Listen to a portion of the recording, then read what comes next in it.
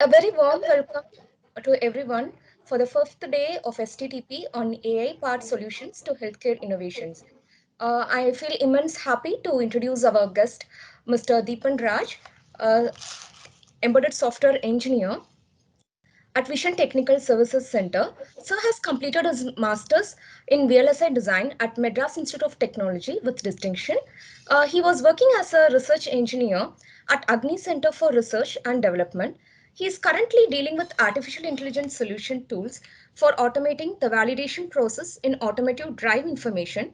He is part of an Indian Book of Record for conducting AI workshops to 700 plus students in a single day.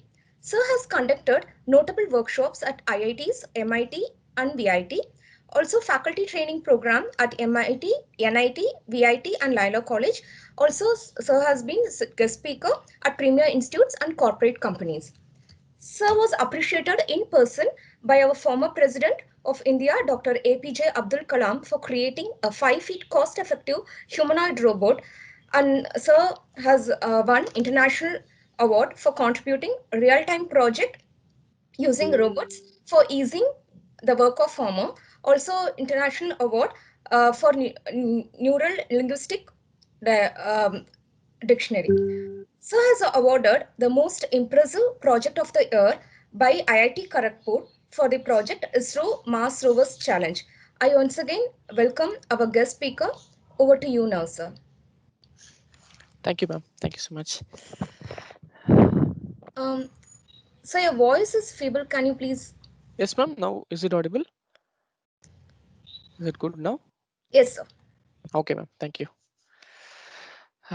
So, let me share my screen. Very good morning to all the dignitaries present here. So, let us start with the session right away. I don't want to, uh, do some further ados. So, I believe that we have been on this session for a few days, right? So I believe that we have heard about a lot of new terminologies, and I also believe that Dr. Mohan Raj would have taken about few insights about CN and other stuffs. So he's my mentor, so don't expect the greatness level of him. So, but anyways, today we'll be like focusing more on to the topic known as recurrent neural network. So till now, during this part of the session, you wouldn't have heard about a concept known as going behind time, right? Traveling behind time and understanding like what is the nuances of this particular data, and based on that, how do you going to like predict some actions. So let's say you are going to converse with your fellow friends. Okay, so during that time, you cannot able to predict what he's going to say unless and until he's going to finish his entire sentence, right? So obviously, let's say he says like you are beautiful but you are my friend, so you cannot like predict that in the first part of the sentence itself, right? So you cannot like predict that. Is like onto different thing. So obviously we need to like stay till the entire sentence to understand what is the actual the content which is trying to describe. So in that way, our human beings has this tendency to travel behind time and like collect recollect all the important words and phrases, and like combine it together to form the correct instance of output. So keeping that in mind, this RNN came into play. So let me show you some problems, some shortcomings of this feed forward neural network. So where we can do a lot of great wonders, I could say that, right? Because you could do a great classification for a numerical data, and even convolution neural network. It's one of the best architecture which you can ever get, where you can able to play with great images, and you can even do a lot of good application with that. But how does this feed forward network can able to handle sequential data? Let's say sentence classification, or like a sound classification. So let's say a data that has a time series inside it. So you know what is time series, right? So let's say a song is being played. If you want to go for the right notion of the song, you could go for the particular timestamp. So it involves an access of time series based on the data. So obviously some data involves time series, and some data is like a sequential data. In that, you have to combine all the things together to get some a familiar, or to get an output for the same. So that is the actual concept behind handling a sequence data. But in the feed forward network, we don't have a concept of going behind the behind the time, or like let's say understanding the past data, like memorizing the past data. It's not going to happen. The decisions are based on the current input and is not based on the previous or the future inputs. Okay, so it's only based on the current input. For that particular current input, the current output will be generated. Okay, so there is no future scope for this feed forward neural network, but it can able to do a decent job on doing application for us, let's say classification or object detection or something like that on that particular instance. But let's say if I want to handle, as I was saying that what if I want to like handle a sequential data, or if I want to like memorize some past data, which is in the actual data set. So during this kind of a problem, this feed for neural network fails miserably. So even you would have not like recently, Google have unrolled a feature known as relative search. Let's say you type a name Tendulkar. Okay, you search about Tendulkar, and you next Google search you just do his wife name. Okay, so you're not going to mention his name, the Tendulkar, Sachin Tendulkar's name, but you're going to mention only his wife name. So automatically Google will understand that you have already searched for Sachin Tendulkar for long time. So obviously you will be like interested in knowing her details as well. So something like that. So it's like a relative search. So it's like memorizing your past data and combining with the present data to give a better a feel of application. So not to like mitigate these kind of a problem, this recurrent neural network came into play. Because the feed forward neural network cannot able to handle the shortcomings which I've told earlier. So when it comes to recurrent neural network, all the shortcomings, let's say sequential data handling or time series handling, or even like memorizing the past data and utilizing with the present data to give some good output, all these contents, all these stuffs can be done using a recurrent neural network. So that is the beauty of recurrent network, and that is how it is actually evolved in this particular era. So you can see it here, right? In this architecture, generally for a normal feed forward neural network, we'll be having a data input X, right? That goes to a sequence, layers of feed forward neural network, and finally we'll be getting a data Y, right? So that is how it is does. In this case, you can see a particular line. It is like actually like recursively like pointing to the same area. So it means that it is a recurrent neural network that will be like handling all the sequence data at one shot, like unraveling like this, and then finally like pushing that data to as an output like Y. Okay, so that is how this recurrent neural network is actually differentiated with the feed forward neural network. We'll try to understand it in much detail about like what kind of application which we can do, and what is the actual the architecture, the computation architecture behind this RNN. We'll discuss this in the upcoming slides. So initially I could say that one of the famous application which was done using recurrent neural network is the image captioning. So one of the best PhD thesis which was submitted by Andrej Karpathy. I'm not sure how many of know him. He is the director of AI in Tesla cars. So you know Tesla cars, right? So the leading manufacturer in electric vehicles, and somehow they are the global leader in the automobile industry. So he's the director of AI in Tesla. So is finally this is all about image captioning and multi-object detection. So one of the famous thing which you can ever see here. So image captioning is something like, let's say I'm going to give you an image. Okay, so in that image, if a person, let's say I'm going to give you an image to you, so obviously you'll be saying what kind of image it is, like what kind of activity is being there in an image. Let's say a football player is holding a football in his in his leg. Okay, so he's trying to beat that ball. So that is the image which is given to you. So obviously you can recollect and say, okay, a football player is trying to play football, or a football player is trying to is in the soccer field or something like that, right? So you can give some multiple meanings or multiple caption to that particular image, right? So that is known as image caption.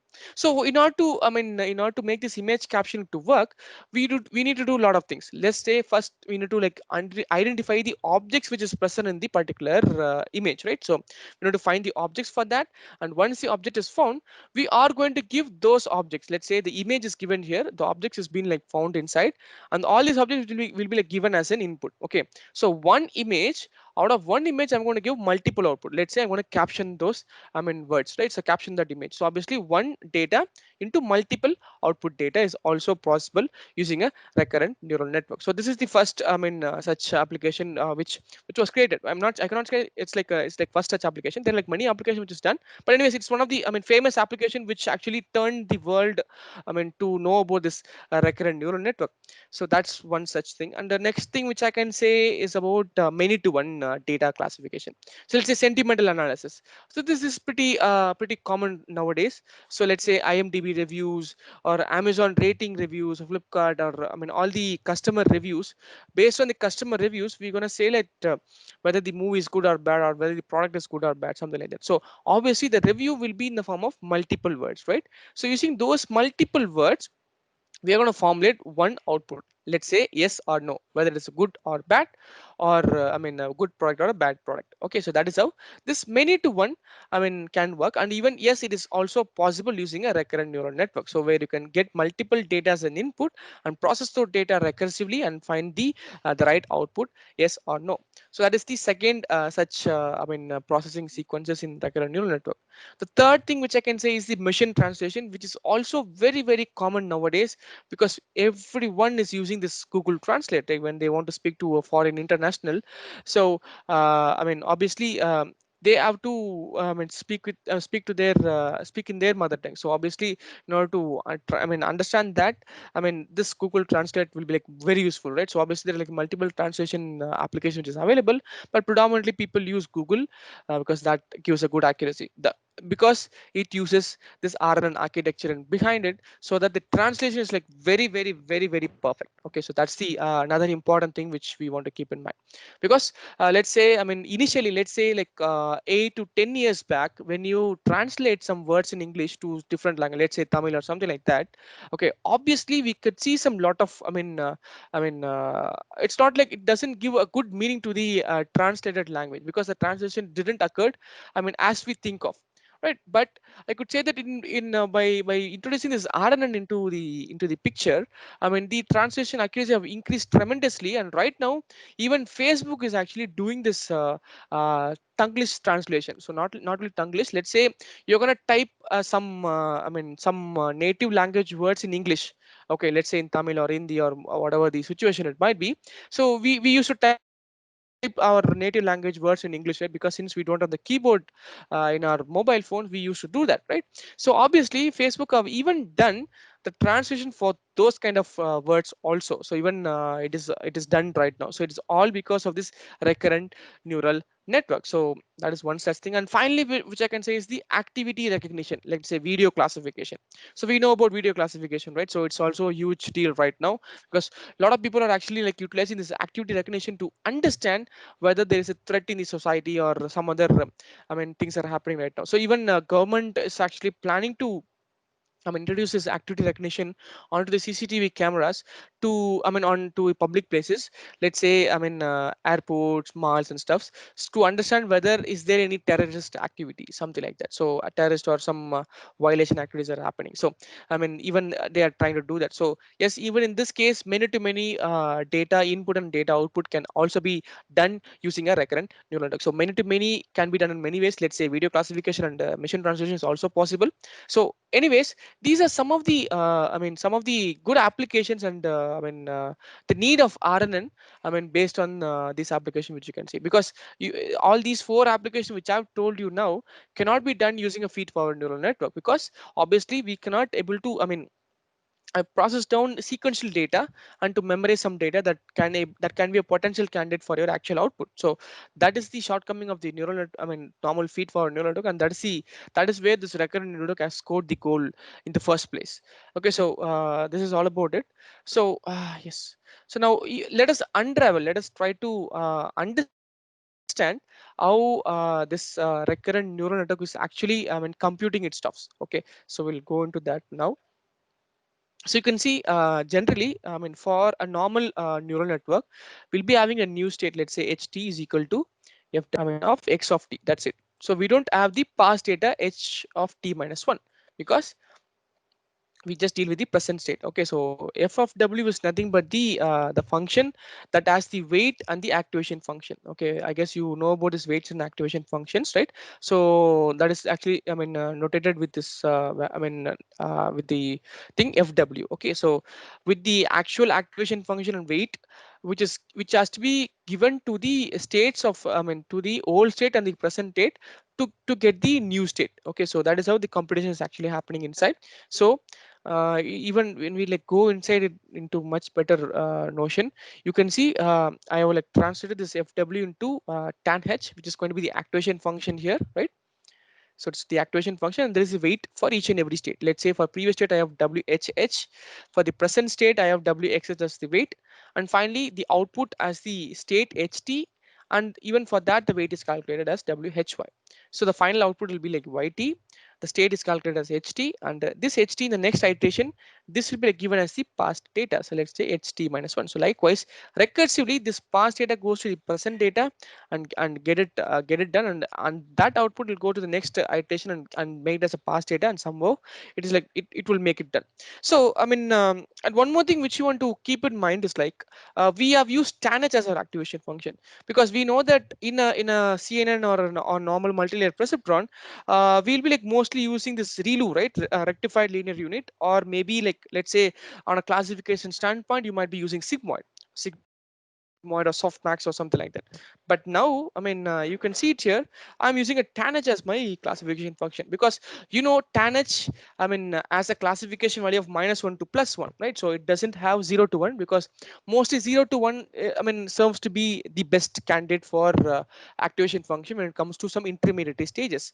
But that is entirely for the feed forward neural network, but not for the recurrent neural network, because in the recurrent neural network, tan h plays a vital role in like handling some important, I mean, data handoffs. So that's why we use tanh. So we'll discuss about this tanh in the upcoming slides, but anyways, I'm just giving you a heads up because you don't want to confuse yourself why we are using tanh in this recurrent network in the first place, rather going for the best architectures like ReLU, or even leaky ReLU is like famous right now, right? So leaky ReLU, yes, these kind of guys are really famous right now, and mostly like most of the application which you see, I mean, most utilizes this DLU and leaky ReLU as the intermediate reactivation functions. But anyways, this is the actual the expression which is actually involved inside the RNN. So when we like unravel it into multiple stages, you will be like even get to know it much better. So this is how we'll like unravel it. Okay, so the recursiveness, like which I showed, right? So that is actually unraveled in a step-by-step basis right now. So here you can see each and every h is nothing but the states. Okay, so this is the first state that's going to handle the first input data x1. So let's say I do have an input known as let's say RNN. Okay, so RNN is the input. Okay, so each and every character is given to one data here. Okay, so I'm going to give x1 is nothing but r, x2 is going to be n, and x is going to be n. But in a normal neural network, what we'll do is like we'll be like passing the entire data into the first layer itself, like here, like this, like r n n. That's it. It's going to like given just like this, and we're going to compute the data, and this is where we get the output. So directly we can able to get the output just like that. But in this case, sorry, I mean, maybe here, so we'll be getting an output here.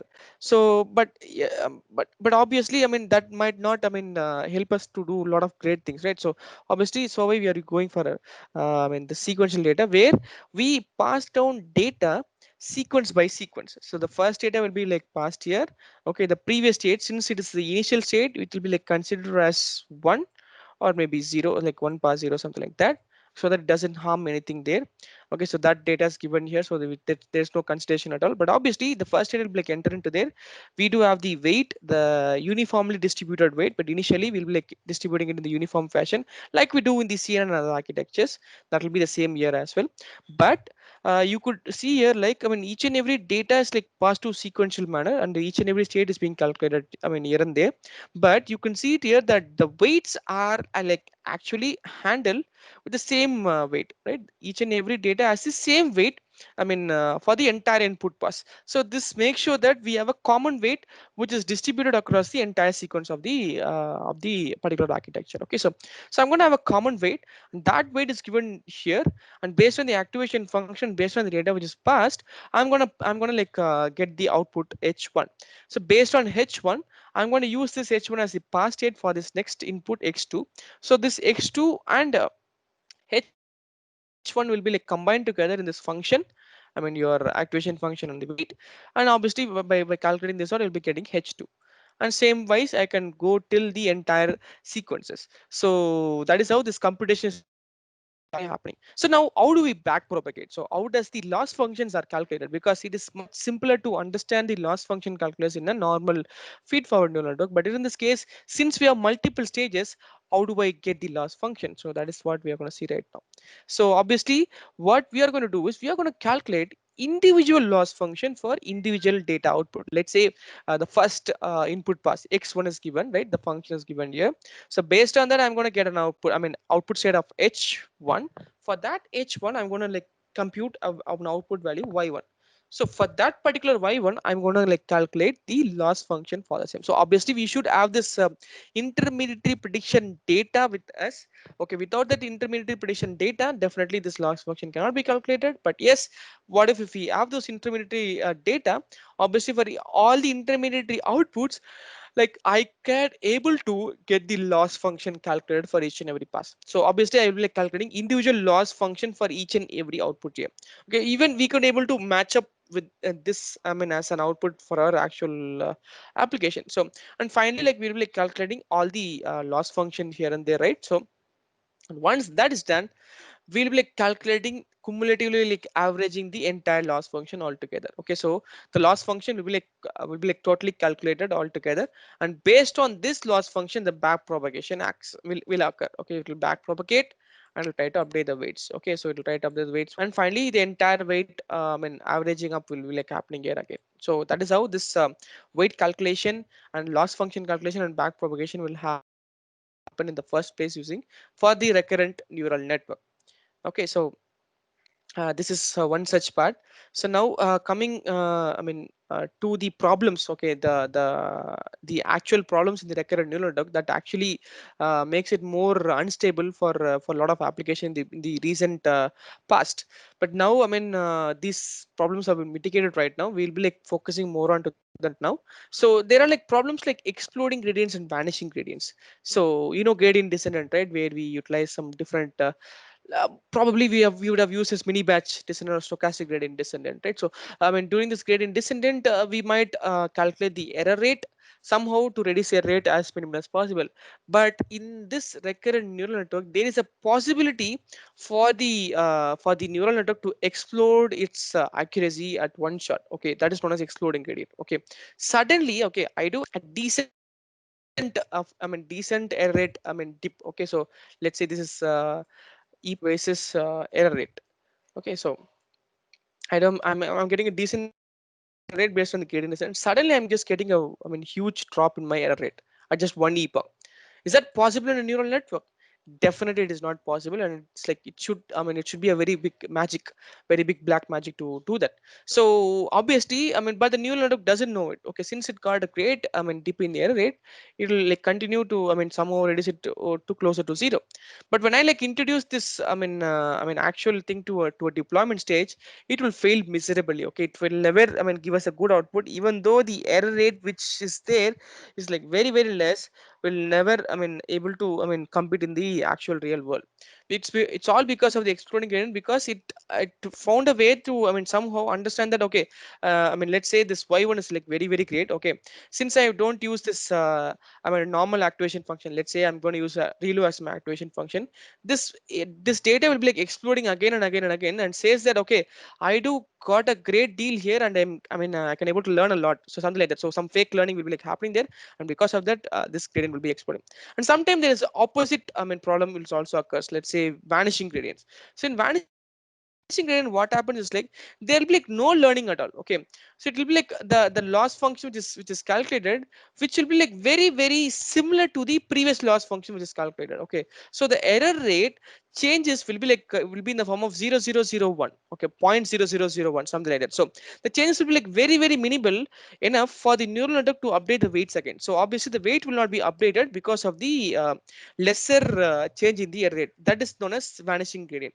So in order to mitigate these kind of problem, we have to do some few things. Let's say identity initialization. So as I was saying, we need to uniformly distribute the weight functions all over the sequence for the first input pass, and slowly this weight will be somehow back propagated and will be changed or updated based on the need. Okay, like that's what other sorry. So and then we do have this truncated back propagation. So in truncated back propagation, what we do is I mean where we try to truncatively back propagate so that the weight updation will not be happened at one shot for all the layers, but it will be truncatedly back propagate, something like this. So let's say I'm going to update for these two pairs alone. Okay, I'm going to calculate an average for this particular weight, particular thing, and I'm going to like I mean again back propagate for this batch, and like do some I mean weight updation, and I'm going to like keep the average up.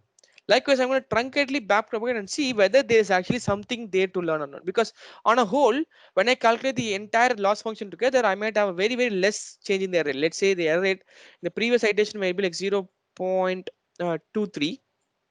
In the second iteration, it will be like 0.231. This will be 230 and this will be 231. So obviously there's a very very small change, right? Because since I've taken the entire loss function into consideration, I might have a very very small thing. But anyways, if I like go batch by batch, let's say I calculate this loss function, two loss function together, I might have a some big difference. So for that difference, I'm going to back propagate and update the weights. Like I said, I'm going to calculate this and I'm going to back propagate again and again. So likewise, I'm going to back propagate again and again and again in a batch wise, so that individual badges will be like updated with the some other things. So that's how I mean somehow this exploding cadence can be somehow reduced. But even though when we do those kind of problems, I mean kind of a things, the problem will be much addressed when we introduce this TANH as our activation function, and introducing this memory concept into our role. Because you know that I mean we'll go to the memory concept a little later, but anyways, activation function plays a huge deal to reduce this vanishing gradient and even the exploding gradient. So you can see it here, the weight which is actually updated, right? So you could see the weights are being I mean multiplying I mean here, right? Oops, yeah, it's like multiplied here on the whole, right? So it's like going like 405 at the end, started from 5 and went to 405 because it is without TANH and there is no I mean negative suppression technique which is applied. But in TANH you can see the 5 data I mean the coefficient data is like going here and somehow reduced to 1 and it's like maintained inside 1, like less than, it's not never go to less than 0 and never goes above 1, making sure it's like an effective combat I mean for our this gradient problems. Okay, so that is why we use TANH, because we know that TANH, yes, yeah, in this case you can see sigmoid function as will start from 0 and distribute data with 1 to 0, but for TANH we have this -1 and +1.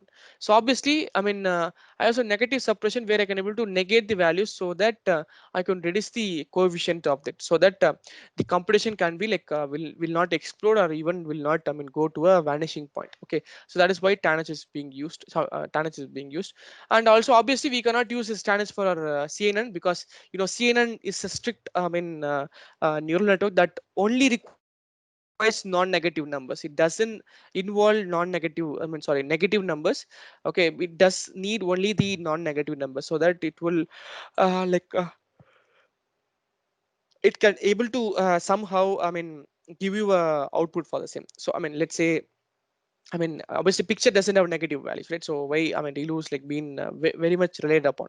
But anyways, for this recurrent notebook, just keep in mind we are going to use TANH. Okay, so that is done.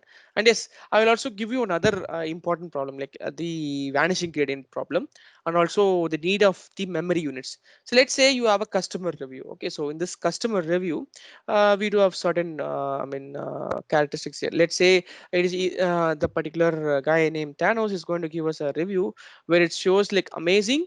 This box of cereal gave me a perfectly balanced breakfast as all things should be. I only ate half of it, but I will definitely be buying again. So in this case, okay, you will not be, I mean, much concerned about what this is all about, okay, because I know this is a box of cereal, so I didn't want to know about this. But this is little important to me. It's like perfectly balanced breakfast. So obviously, perfectly balanced breakfast is very very important to me. And the next thing is like as all things should be, I know like all the things there because I can see the ingredients in it. And I don't want to hear your personal story like you only ate off of it, right? So I don't want to see that. I just want to look for important points that actually shows the characteristics of this particular product, whether it's like a good product or a bad product. In that case, I like I mean hopping upon to the words like amazing, perfectly balanced breakfast, and will definitely be buying again. So these are the important words which has to be considered or which has to be kept, in the memory block, so that we could able to give a the correct output for that.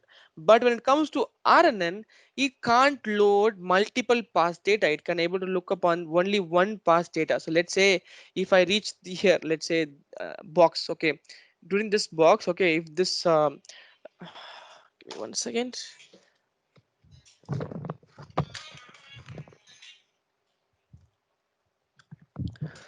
Sorry for that. Give me 1 second. Sorry guys.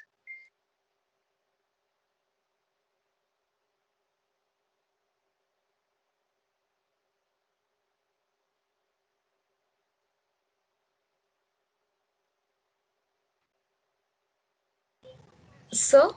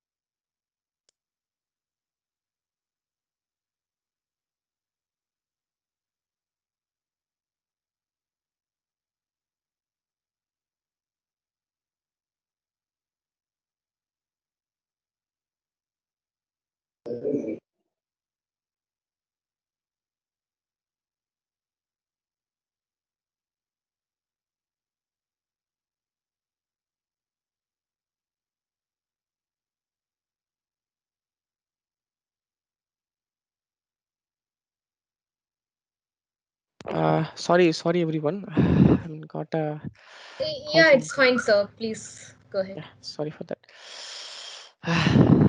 Okay, so yeah, sorry, I mean like we were discussing about this yeah, memory unit, right? So where like we add this let's say when I like when the rn hops from amazing to this and from this to box, okay, during this time, okay, it only remembers this as the final previous input, because it doesn't remember this word amazing. Maybe sometimes if it feels like this is not, this word is not important, na? Maybe this amazing will be stored here. But at some point of time, okay, when it hops and hops and hops, at some point it'll come across a new word perfectly, which is actually very important than the amazing word. So obviously I might be like removing this thing and I'll be like storing this guy. And doing this balanced word, I may be looking upon this perfectly thing. And likewise, I'll be like hopping again and again. Only like one data can be stored. So by this time, again, I'll be having only this word buying again. Okay. With this just two words buying again, I mean, I can give some, I mean, predicament to that. Let's say a positive review or negative review. But what if, I mean, in the first three lines they have given a positive review, and finally they are like actually like talking bad about the product. So it's like a mixed review. But they will be saying it's overall it's good. But I would say that we have some problems like this and that. So maybe because of that we might end up into a wrong classification. So that is also another, I mean important problem which you want to like what is it keep in mind. Okay, so so in that way, I mean I could say that I could say that using a recurrent neural network, I mean, I can do a good significant breakthrough, but not entirely a great breakthrough because I cannot, I don't have this memory unit within me, so that I couldn't able to save some important words, which is actually very important for the entire sentence to be finished. So that is where this LSTM came into play. So long short term memory actually came into play. So where where people designed like a flip-flop based memory unit. You know flip-flop, right? So something similar to that. But anyways, it has some different gates to it. Let's say forget gate, input gate, and output gate. Using these three gates altogether, it decides whether to store a particular data in this particular block or not.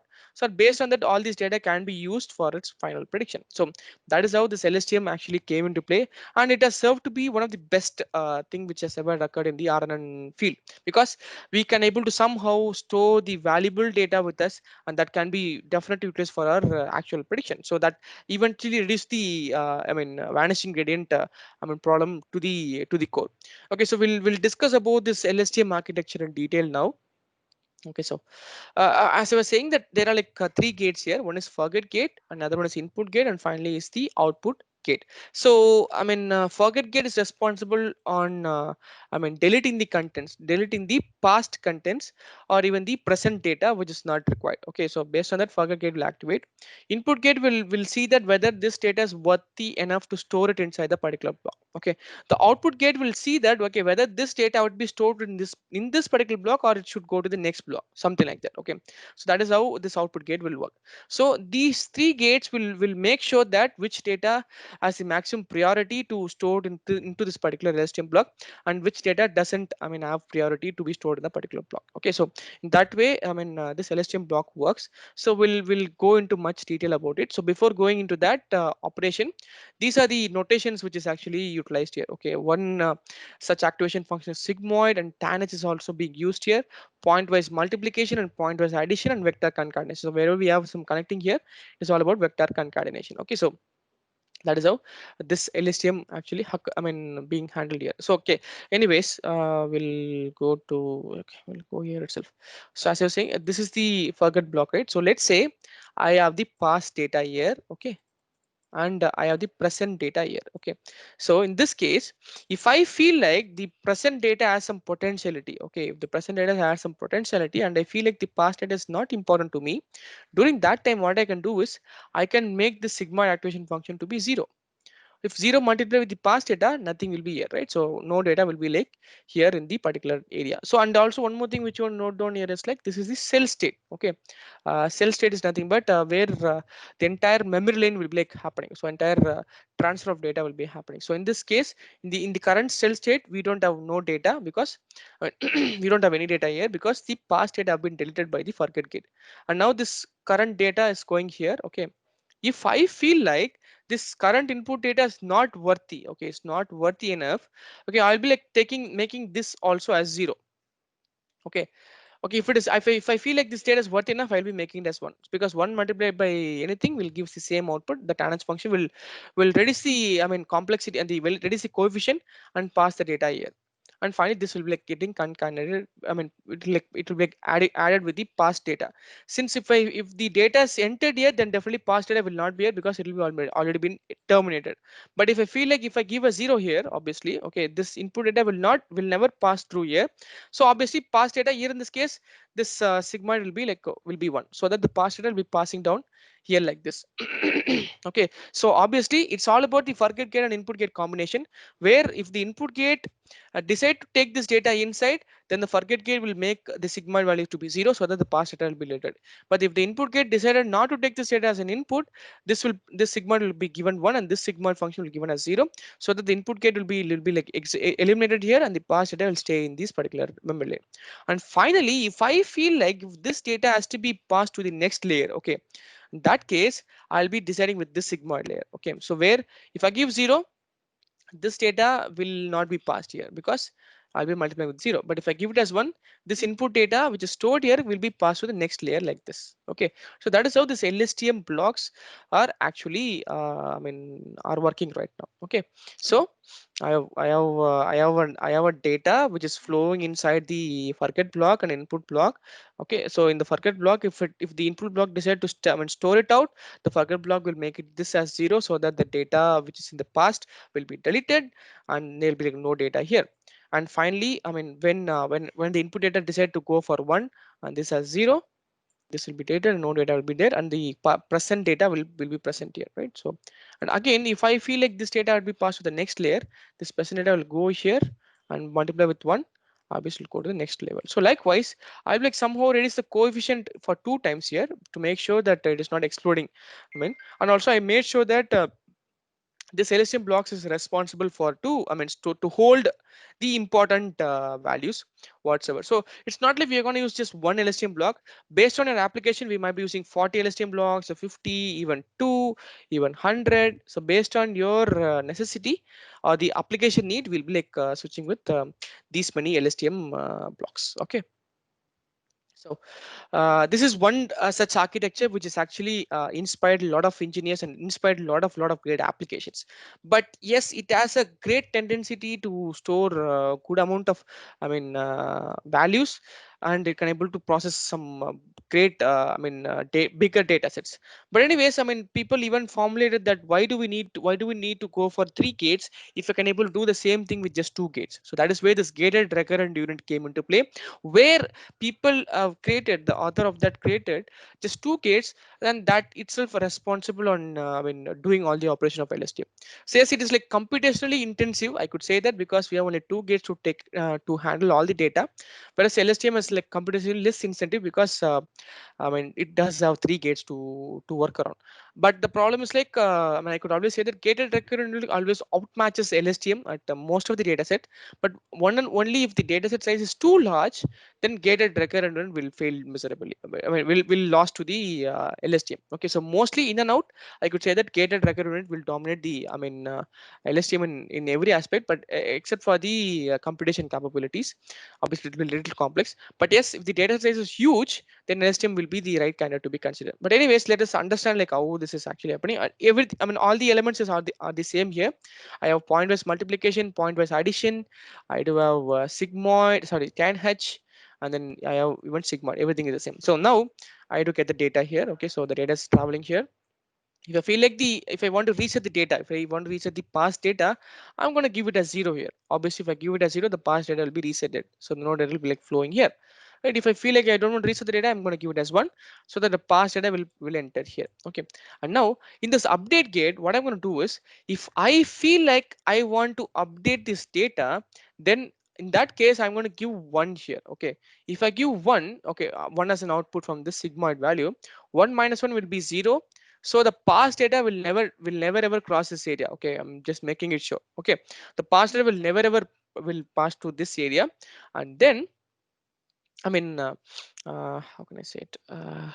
Yes, this one will be multiplied here, so that the current data will be like passed here, just like that will go here. If I feel like if I give it as a 0 here, obviously this present data will not go here. The 1 will be multiplied with the past data and will win the past output here as well. So that's the only difference between the LSTM and the gated recurrent unit. So where all the combination, all the activities have been handled by just 2 gates. Like one is reset gate and one is update gate, where you can able to store and pass and even delete the data which is present in the gate. So just like somehow similar to a flip-flop operations, right, where we store and restore the data again and again and again to make sure that that has been widely used for our applications. But anyways, these are the important add-ons for the recurrent neural network to dominate, to create a better application for the sequential data. Okay, so I mean, before going into the hands-on part, I just want to I just want to show you some more, explain you some more things based on NLP, so that because we need to know about the data handling, because without the data handling, we cannot enter into the actual hands-on part of implementing LSTM and GRE. Okay, so in that case, I'm just going inside this. I mean, data handling for NLP.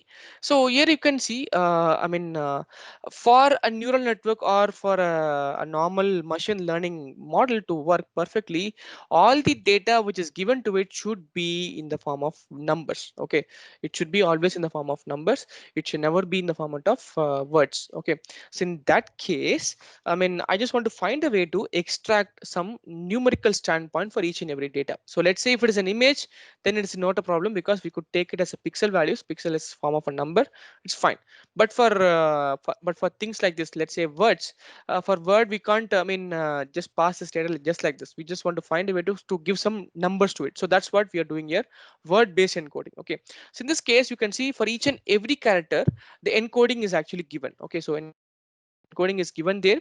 So I can see it here, like for each and every character, numbers like 76, 73, 83, 84, 69, 79, something like given like that. Okay, so what if, okay, if I have the similar character set for a different word, let's say silent and listen as the same character set, but obviously it is like placed differently, but I could say that the numbers here is pretty much the same. So this might confuse my neural network in learning the unique opportunities for each and every data. So in that way, I mean, this terms to be little complex. And yes, for a lot of words, I mean, very few things will be changed. Let's say, uh, let's say tired and tries. Only one word is very different. So obviously, the learning rate will not be that accurate when we go for a character by character word based encoding, character by character encoding. So why people, assumed a way to go for a word by word encoding where we could give vectors for each and every word. Let's say for I can give a vector value 1, for love I can give 2, my 3, and dog is equal to 4. Likewise, for each and every word I could able to give some word vectors, so that this encoding can be utilized as my numerical data set for my recurrent neural network, or your LSTM or your GRU format. Okay, so that's important because this is where the feature extraction is actually happening. So we don't have to worry more about this because TensorFlow and Keras is there for us to help us out to, to do all these activities. But anyways, if I have let's say in the same data set, I have a new word, I have come across a new word. In that case, all the previously known words will be given the same, same numbers. Let's say 1, 2, and 3. Okay, only for the last word, since it is new in the vocabulary set, I'm going to like add a new number to it. So we call it as a vocab set. Okay, the entire data set, when we like start to encode the numbers, we store it in a vocabulary set. So if the vocabulary set is available for all the words in the sentence, then we will not be like adding up any other new numbers. Else we'll be like adding a new number for the same. Okay, so that is also another thing which you want to keep in mind. So finally, yes, a few other things which we also want to discuss here. Okay, because let's say I love my dog. Okay, so let's say I have a different I have a lot of sentences, and some sentences have, like, let's say capital D dog. Okay, capital D log and small l log. So if I give a different encoding for these two guys, and obviously the like number of the number in vocabulary set will also increase, and that will also, will definitely jeopardize the entire operation, because we might not know when this capital letter will come into play, right? So that is also a very big problem. And also sometimes we have this runs, running, and the past sentence, present sentence, tense, and all those things are there, right? So even that is not actually will give a meaning, to the will actually convey the meaning to us, because it's only give us a proper grammar to understand when the activities happen. But for most of the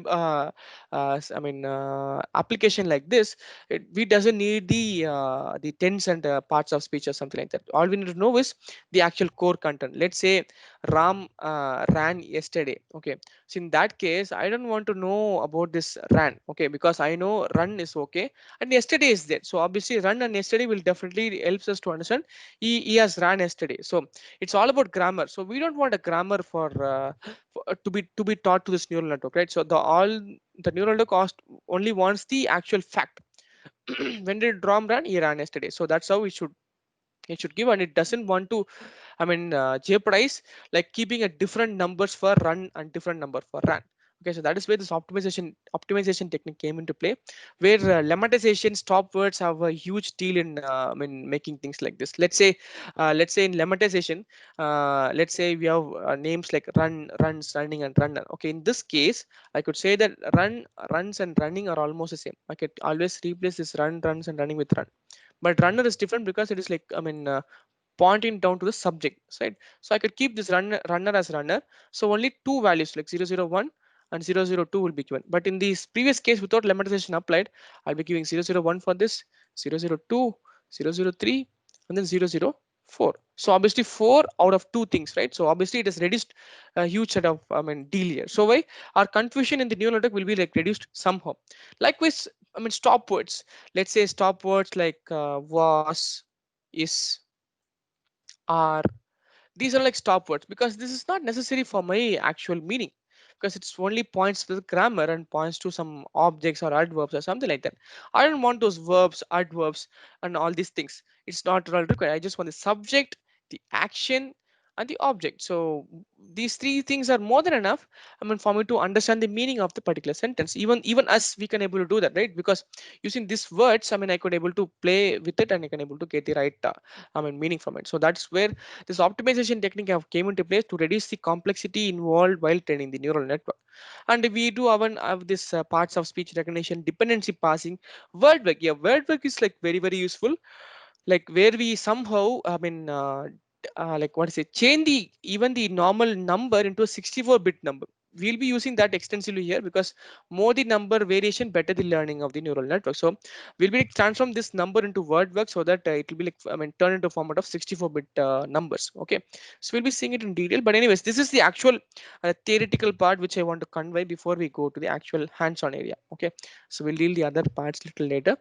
But anyways, do we have any other doubts? Before I go to the hands-on part, any other clarification just to be made?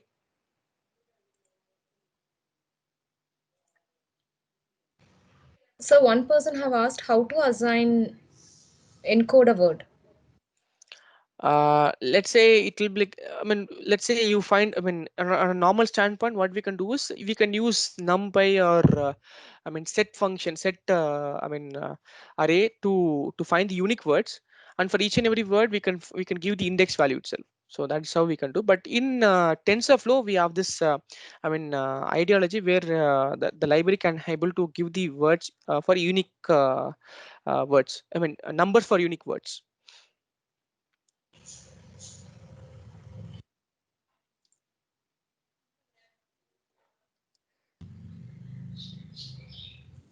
Um,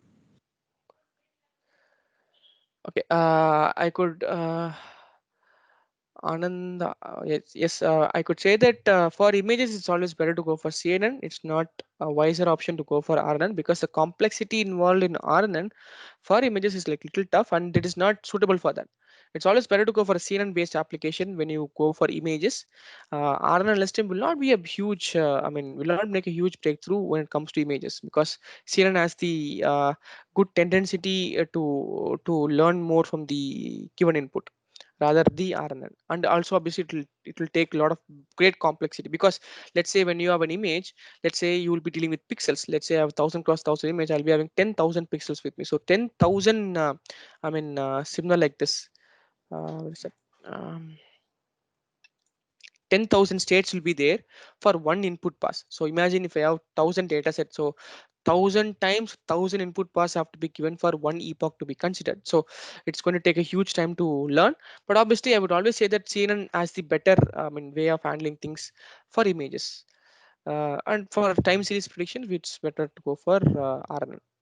Estimation of wireless network can go for RNN. Yes, I'm not a good expert in wireless network, but yes, if that data involves time series and that has some various change of states, let's say your channel frequency or something like that, then definitely, yeah, that's what I say. So if you have a sequential data and if you have a time series data, definitely RNN is the right candidate to be considered. Other than that, it's better to go for a feed forward neural network, let's say normal multilinear perceptron or a normal CNN architecture will do the trick.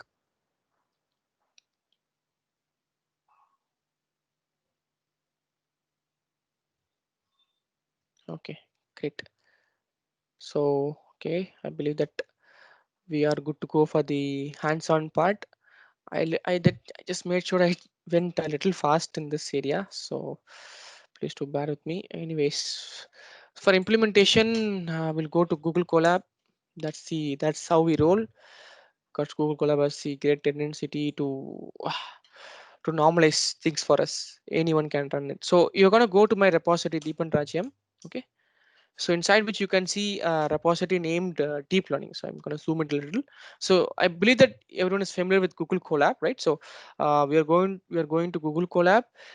Instead, I'm going to go to the GitHub tab where I'm going to search for my repository name Deepan Raj M. Inside which I'm going to go for the repository deep learning. Okay. So inside deep learning, we are going to open the program named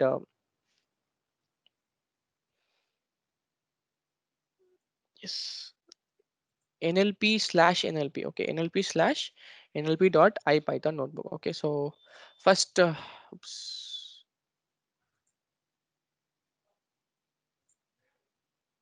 okay. So first things first, we just want to understand how this word encoding is actually happening. Okay, so that's what we are going to see right now. So we're going to see some basic ideology about this word handling, so that we could use the same concept for the upcoming application. Okay, so and finally we'll also I have also got some DNA sequence which is pretty exciting, but I'm not sure like what kind of DNA sequence is that, but we'll try to unravel that portion as well at the end of the session. But anyways, first things first, we just want to find a way to to vectorize these kind of data. So I'm just creating a sentence here. Okay, so in this case you can see that I have imported some uh, function here known as patch sequences from the TensorFlow library, inside which I have keras pre-processing sequence, inside which I have got a function. So I'm going to use that function patch sequences to do the operation for me. Okay, and obviously I'll be also importing this tokenizer. Because the tokenizer is very very important to me, because that is where I'm going to tokenize each and every words for the same. So I'm going to create my own sentence here. Okay, sentence will be like, I love my dog, I love my cat, you love my dog, do you think my dog is amazing? So in this case you can see dog is already there, cat is not there, so this is going to give one word. Love is also there multiple times. So based on the uniqueness of the words, I'm going to formulate the tokens for the same. So here you can see I have small I and I have capital I have capital U, small capital D, lot of things are there. So everything will be considered automatically as a small characters. Okay, so there will be no uppercase in this thing, because there is no worthy meaning for us to understand if we go for capital letter or small letter. So that's going to increase our complexity. So I just said TensorFlow decided to go with the small letters just like that. Okay, so in that case I'm just going to initialize my object. Okay, from the function tokenizer. Okay, the object is like initialized right now, and I'm going to like call in the attribute fits on text. Okay, so this function will will accept the sentences, the entire sentences. Okay, based on this sentences is going to fit onto the entire data. Once it is fitted, we're going to like get the word index for each and every token. Okay, so each and every word, let's say I'm going to give the command tokenizer dot word index. So using this, I can able to get the entire word index for each and every individual words.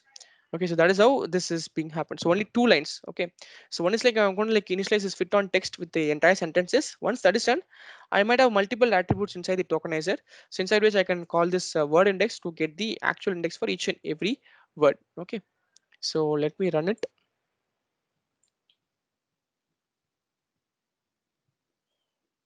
So it might take a little time to connect in the beginning, and after that, you might not have much of a problem.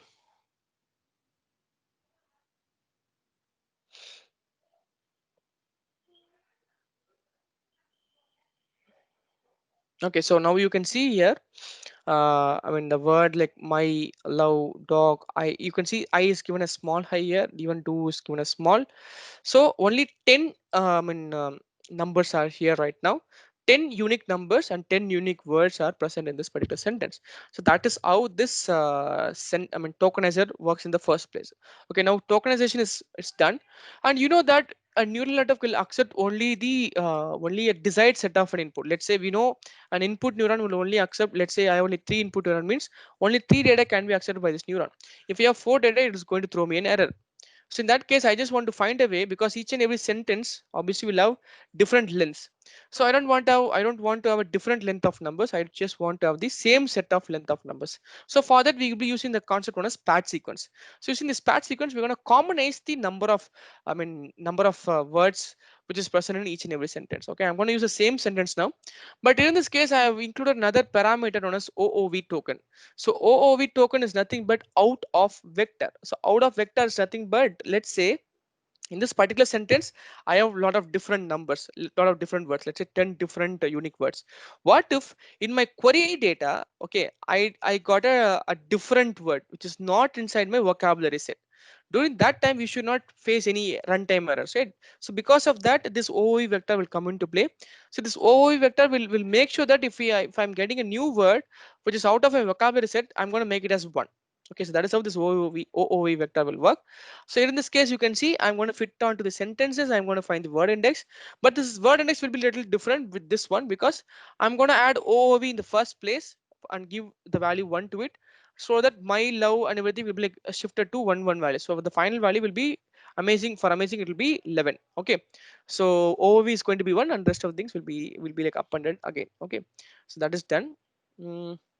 Yes, and then this is the area where I'm going to sequence. I'm going to like pad out my sequence. Okay, so text to sequence. I'm going to convert the entire text into sequence, and using that sequence, I'm going to call the function pad underscore sequence to make it as a padded number. Okay, because the sequencer will just sequence out the entire sentence. That's it for one sentence. Let's say I have sentence like this: I love my dog. So for I, it is going to be if it is 4, it's going to be 5. Love is going to be 3. My is going to be what is that, 2, and dog is going to be 4. So that is how the sentence will be, right? So likewise, for I love my cat, you love my dog, and everything will be there. Once the sentence sequence is made, I'm going to get a pad sequence, and I'm going to measure that I'm going to have the only 5 as my maximum length. So no matter what, how many contents are there or how many less contents are there, I'm going to make sure only 5 elements are there inside. But in this case, you can see for I love my dog, I love my cat, you love my dog, everything is like a four word sentence. So obviously fifth word will be appended with the value 0.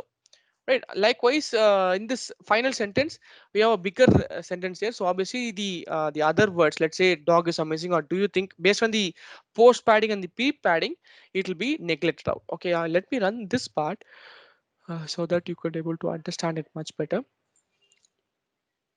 So this is how it is done. You can see OOV is 1, my is 2, so everything is like shifted to one place. And this is the actual sequence. Okay, so 5324, 5327, 6324, and a bigger sentence. So once I call this parrot sequence, I mean, initially on a default node, it will be taking it will take it as pre parrot sequence. Okay, so pre padding will be happening. So zeros will be upon in the front in the initial stage. So obviously these words will also be cut off. Let's say the first two words will be cut off. Only the final 4 words will be there present. Okay, sorry, final 5 words. Okay, since we have max length is going to be 5 words will be present.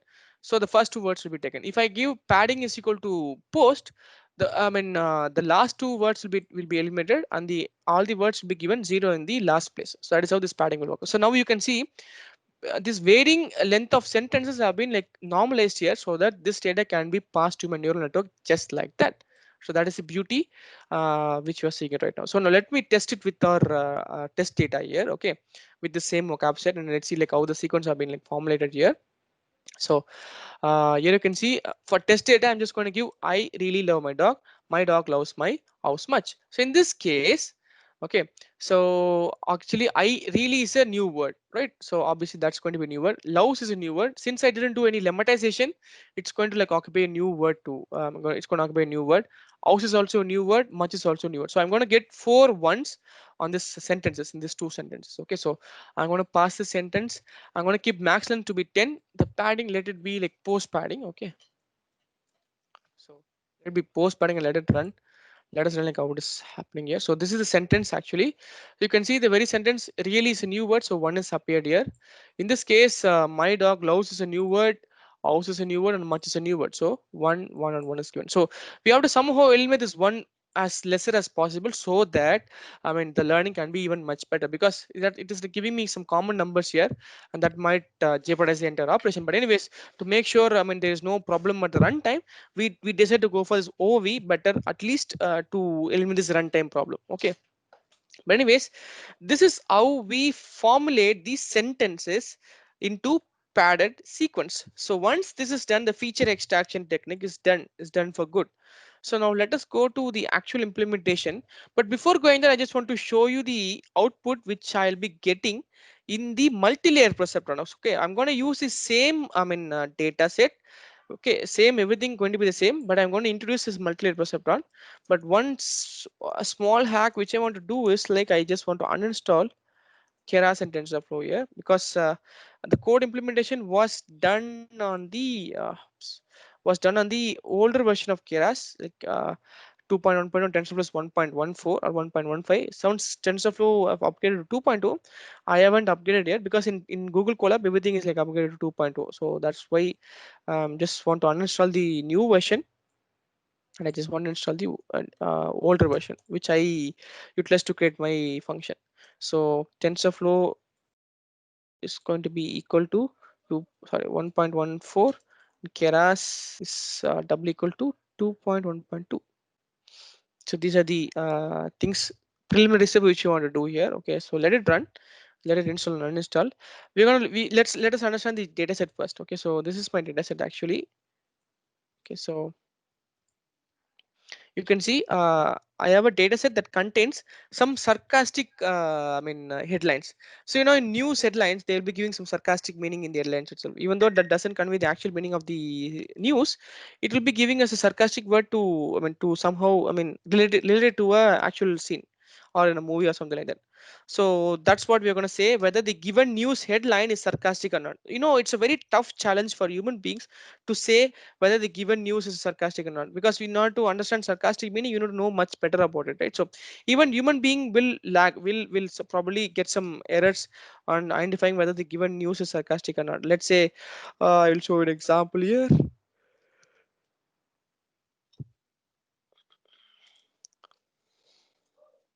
So top snake handler leaves sinking Huckabee campaign. So it's not like he's not sinking. He's going to like going to a different campaign. So something like that. So likewise, some sarcastic news are there, some non-sarcastic. Let's say Friday morning email inside Trump's presser for the ages. So it's not sarcastic. It's actually the meaning. Likewise, even what is that? Even Donald Trump during the pandemic.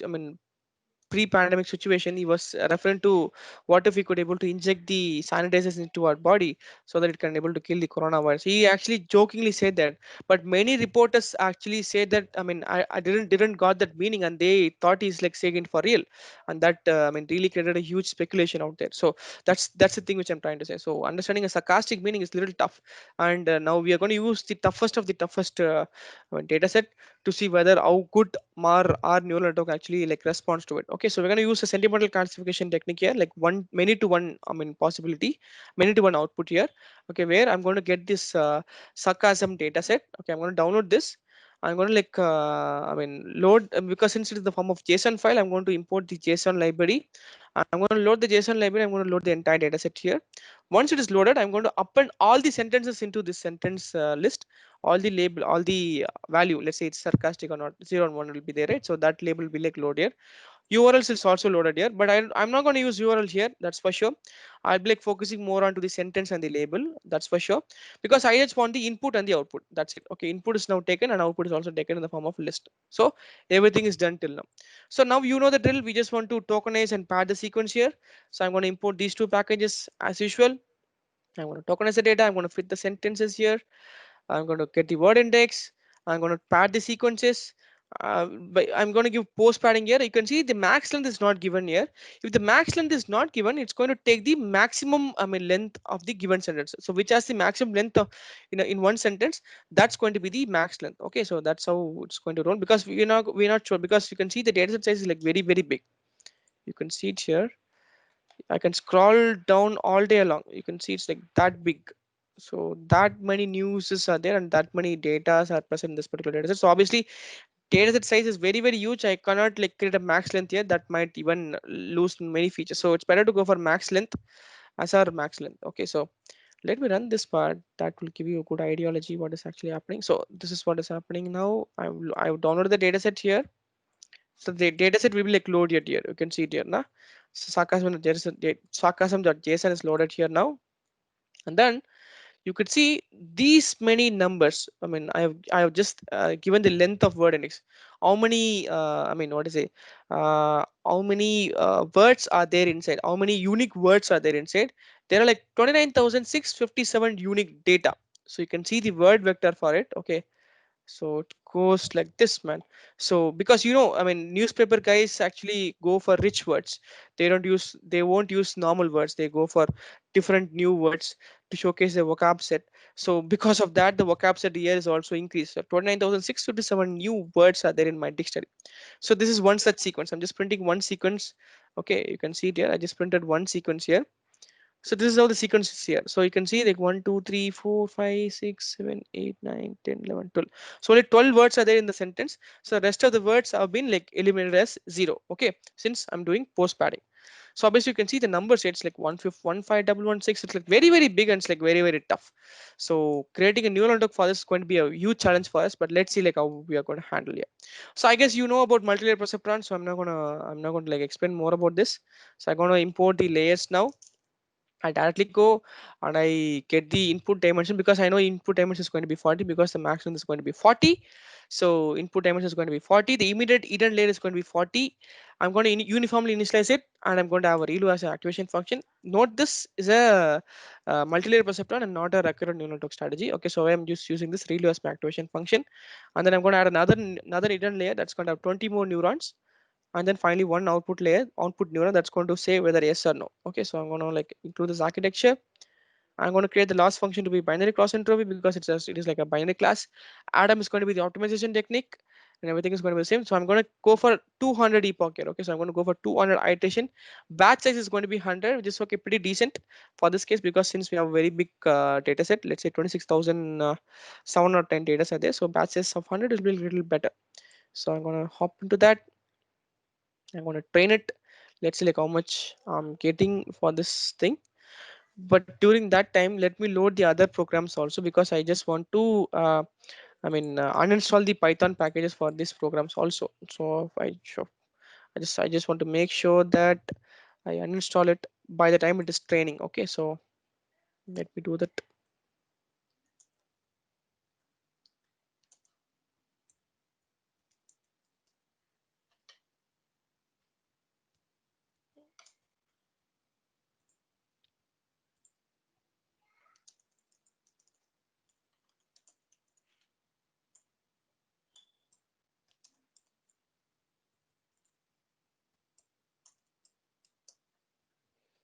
Okay, let these two guys run.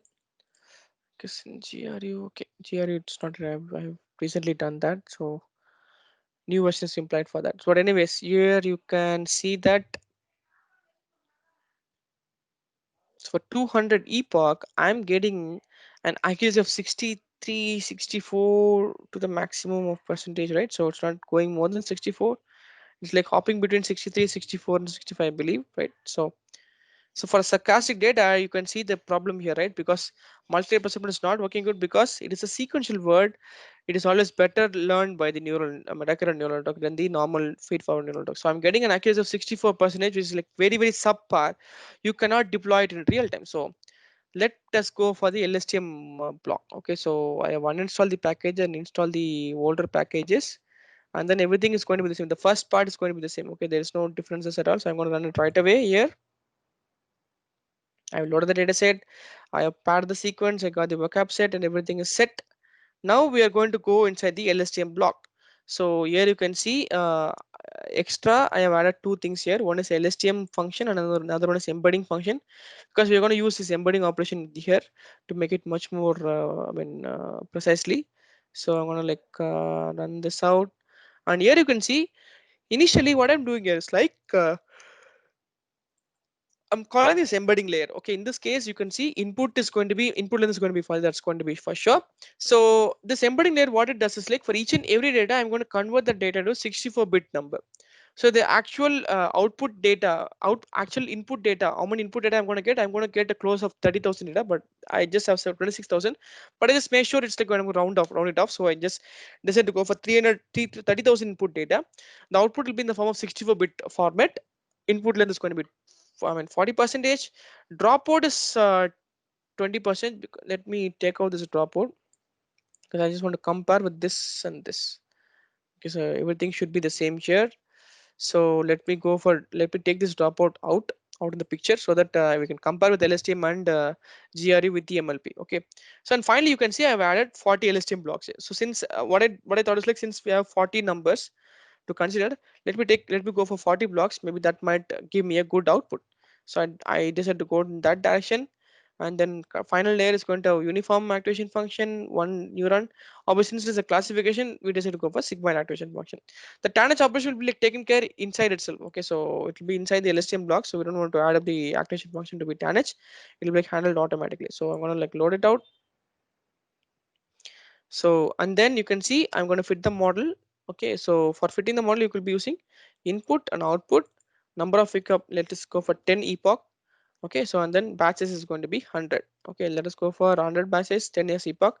Let's see like how much accuracy we are getting. You can see the time required for training one data, right? So for MLP, it took just what say less than a second. It's like 16 microsecond for per step. But here in this case, you can see, I mean, it's like taking a huge set of a deal to just train one epoch. So you can see the microstep is 734 microseconds, and then it takes like an average of 20 seconds to finish one epoch. So I just finished with 10 epochs, but it's you can go for more epochs to even fine tune the model at a greater level.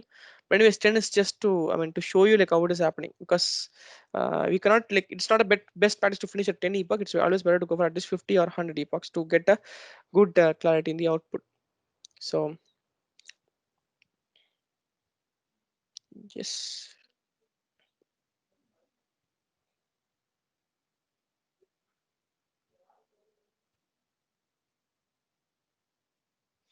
so it just goes and goes and goes. It'll take some time to finish it out. Let us wait up. Goes for the 40, but you can see it here. Significantly, I'm getting a huge accuracy after few epochs, right? So I'm just getting 86, 87% at the fourth epoch, which actually outmatch the multi-layer perceptron accuracy, right? In the even right in the first accuracy result, which is like closer to it. Even though I have made for 200 epochs, this has outmatched the performance of MLP at the second epoch. So obviously that much amount of potential is there for this particular RNN because of the data set, because this is the right cup of tea for the RNN, not for the multi-layer perceptron. So why RNN is being widely used for this kind of a problem. So, and I could see that even the accuracy is like slowly increasing, but if I go for 100 epochs, definitely for sure, I might be getting a good output. I mean, just like this.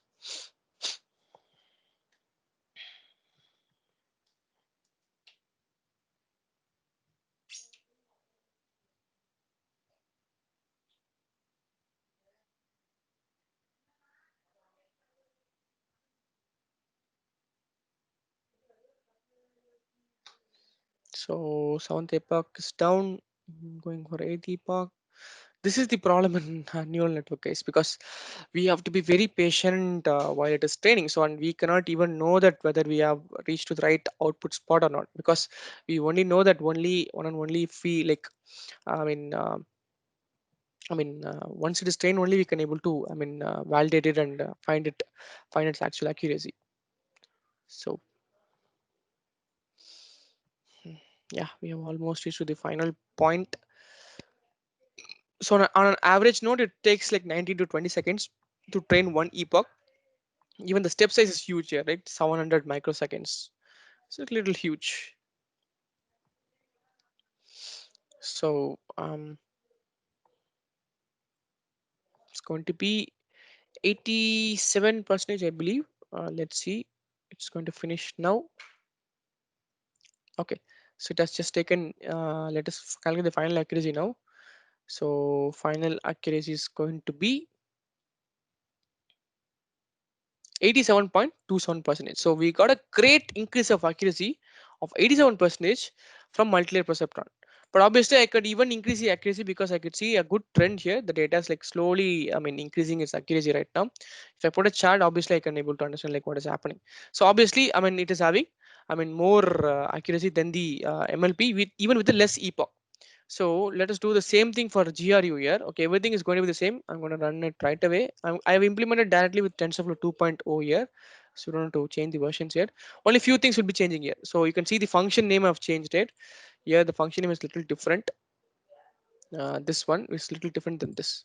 Okay, so that's the syntax change which you want to check here. But anyways, the function will stay the same. Embedding function, everything is the same. Let me go for 40 GRE blocks. Since we have used 40 LSTM blocks, I'm going to go for 40 GRE blocks. But everything is going to be the same. Okay, so there is no much of a difference here. And then I'm going to activate it. The sigmoid, binary cross entropy, atom, everything is going to be the same. There is no much of a difference. Only thing is like I have introduced GRU as my memory block. That's it. Okay, so I'm going to like run it out. Oops, I ran for one epoch. Oops. Mm. So let's see the okay, maybe we'll run for 9 more epochs. The only I mean thing which you want to consider in Google Colab is like once I run this code, okay, all the variables will be stored at some point, so that if I run it for next time, the accuracy will increase. Will start from here actually. You can see the I mean magic in Google Colab. So don't confuse yourself, because when you run for one epoch, you can see the accuracy is like I mean suddenly increase to 90% because it is already stored that first epoch value. It is starting from there actually. So the memory unit is not flushed out here. So just keep in mind, I mean, don't I mean imagine that you got a good accuracy after running for multiple times. Okay, so it's not like matter of number of times you've run. So anyways, you can see the time required is like 17 seconds here. The I mean the steps like went to milliseconds, but the time required is like 20 seconds. It's like much faster than here. One thing which I want to showcase here is like I forgot to I mean installed in the GPU version here, because I've used the CPU version of TensorFlow. I just want to install the GPU version so it's little faster than we can see it here, because obviously it should be slower because the complexity is little huge than the previous example, previous LSTM model. But you can see it's like almost have reached to 100 percentage, like close to 100 percentage even at the fourth epoch. I mean technically it's like fifth epoch. At the fifth epoch, I've got a great deal of accuracy. So imagine, I mean the amount of capacity the GRU has, right? So maybe I can also show you the number of parameters which is involved here by giving this model summary to see like uh, how many parameters are involved in this thing. So the total parameters which is involved is like 1,93,000, sorry, 1 crore 19,36,841 parameters. What about a multi-layer perceptron?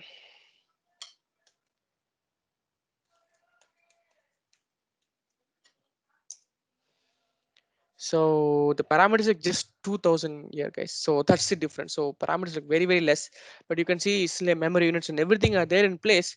The parameters are very huge for I mean LSTM. Well, once it is done, we can also see the parameters for this as well.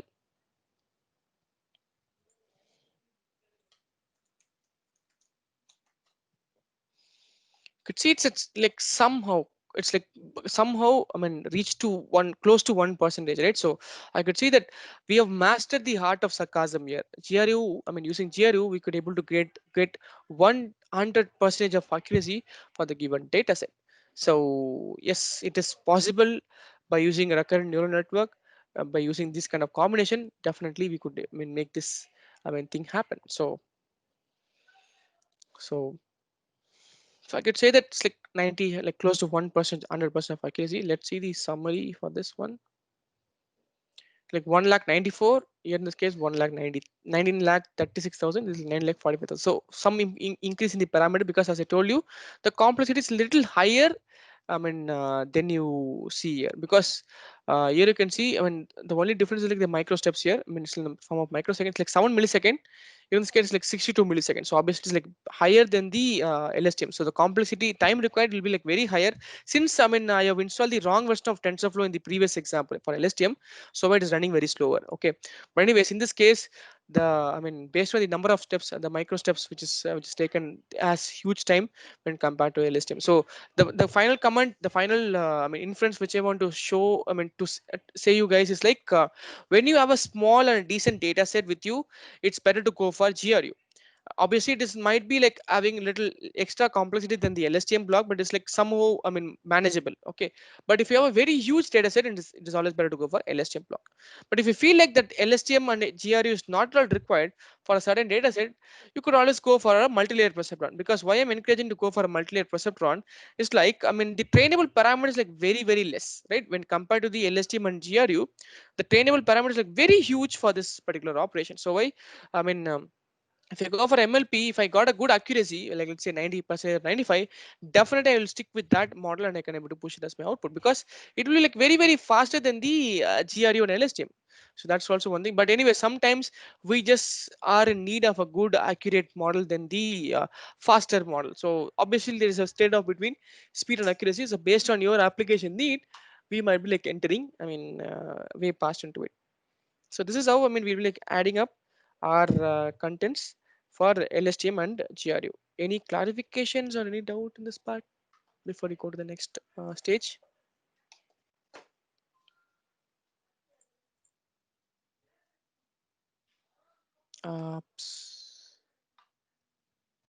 Sorry, can't get the question.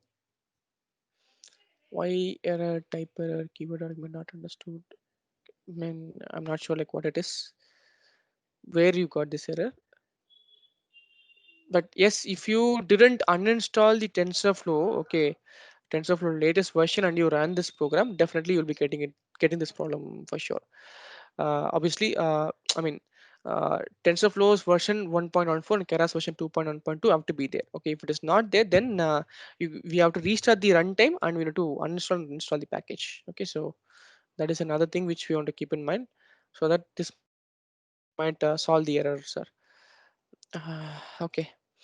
Anyways, okay, if there are no other doubts. Okay, so now let us go for some interesting parts of okay, let me terminate some sessions here.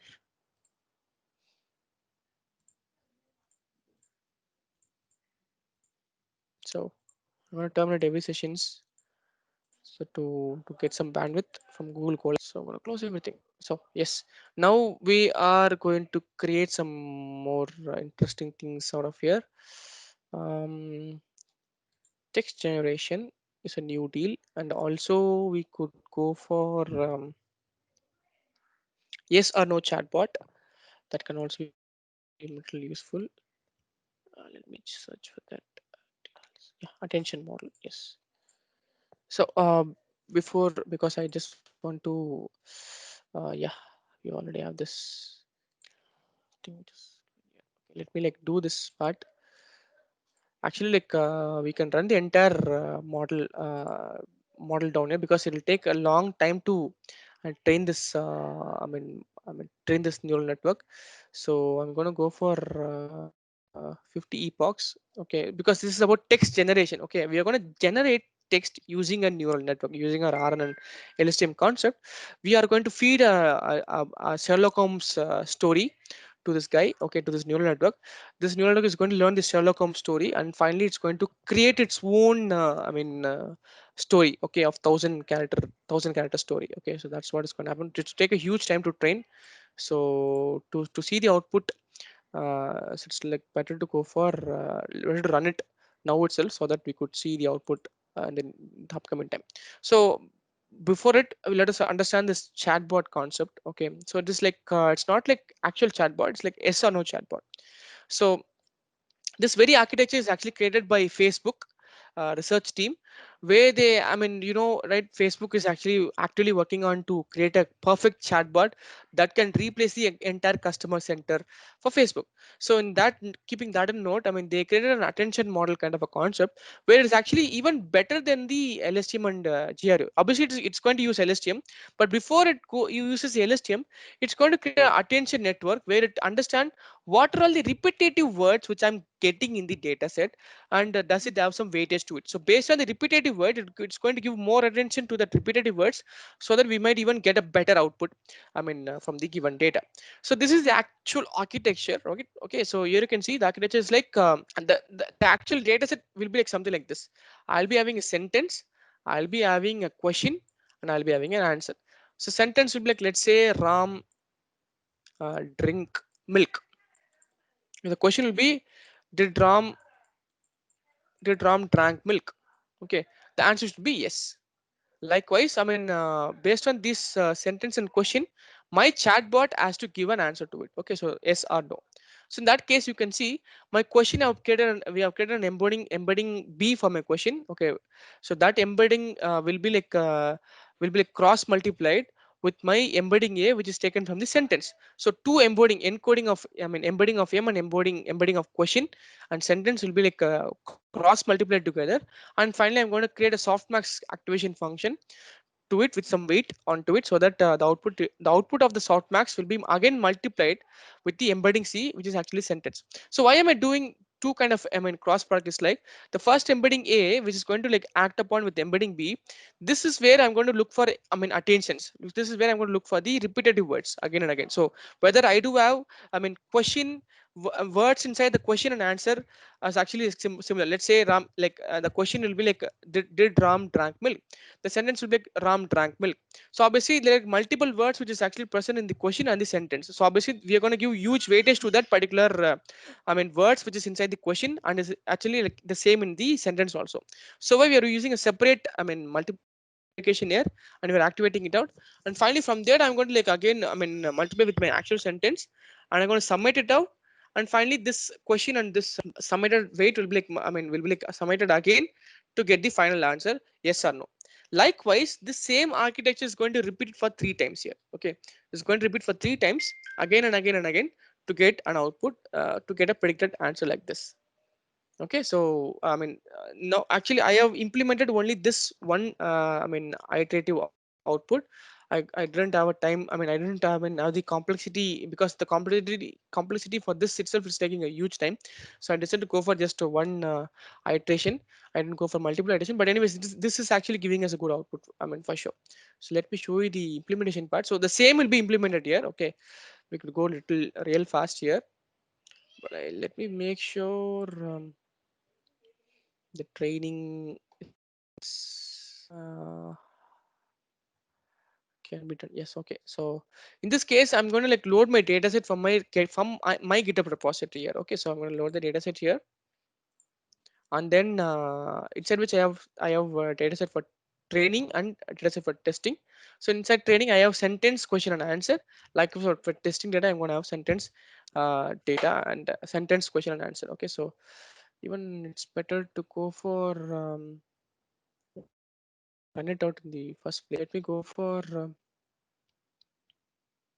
60 epochs. Okay, so let me run it all together.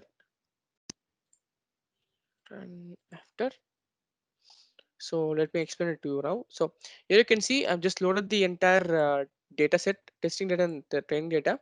The test data contain 10,000 samples. So the train data contain test 10,000 samples, and the test data contain 1,000 samples. This is just one such sample. Okay, so here you can see sentence, question, and the answer. So let me show it in a simpler way. So this is how the sentence will look like. Okay, Sandra went back to the hallway, Sandra moved to the office. The question will be like, is Sandra in the office?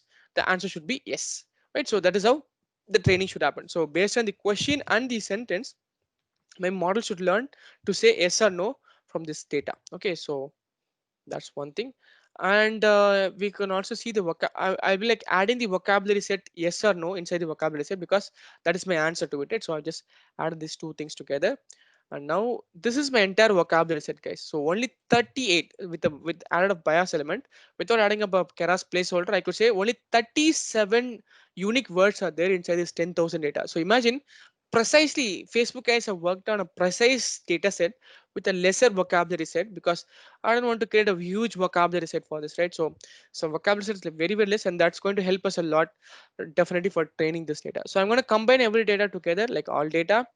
I'm gonna get the story length, maximum story length, and maximum question length for that, so that it will be useful for us, useful for us to vectorize the data. Okay, you know the drill about vectorizing the data, right? So I'm gonna vectorize the data here. So let's say train question, train story, train question, and train answers. Three list will be there.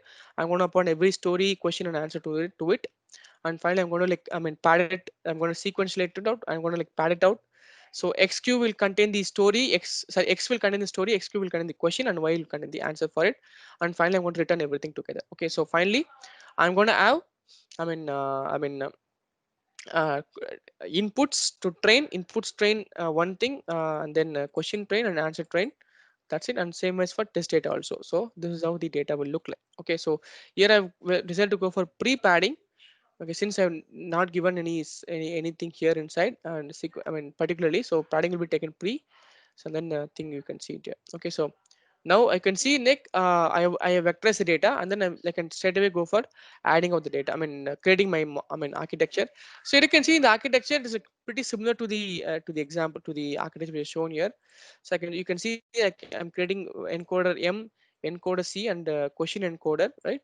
So I'm gonna multiply with the encoder M with the encoder. What is that? Sorry. I'm going to multiply with encode them with the question encoder. I'm going to activate the softmax, and I'm going to again multiply it and concatenate with the response and the question encoder again. And finally I'm going to push it to the LSTM block to store the answers. I'm going to drop it at 50%. I'm going to create my dense layer to say yes or no. For that also I'm going to use softmax as the activation function. And finally I'm going to finish the model like this. Okay, so that's it, very simple. And finally I can call the model. In this case, I'm going to use RMS prop as the optimization function. It's going to be somehow better than the Adam optimization. So I'm going to decide to go for RMS prop here. So you can see now it is training faster, as we can see. So it has reached 40 epoch. It's because slowly, epoch by epoch, it will increase its accuracy. So it started from 50% of validation accuracy. And slowly it has gained till 85 right now. Even I can run it for 200 epoch. Definitely it can able to give me a good output. But since the time is not there for with us, I decided to go for a lesser epoch of 60. So we have almost reached to the end point of this training, right? So 46 epoch is running. So you can see the accuracy for training is 87%. For testing is like 84. It's like pretty decent. I could say that it's really decent. Output which I'm getting it right now. So once I reach a 90% mark, definitely that is more than enough for me to classify things decently. But anyways, if I can able to run it for more and more epochs, I can even get a better accurate model.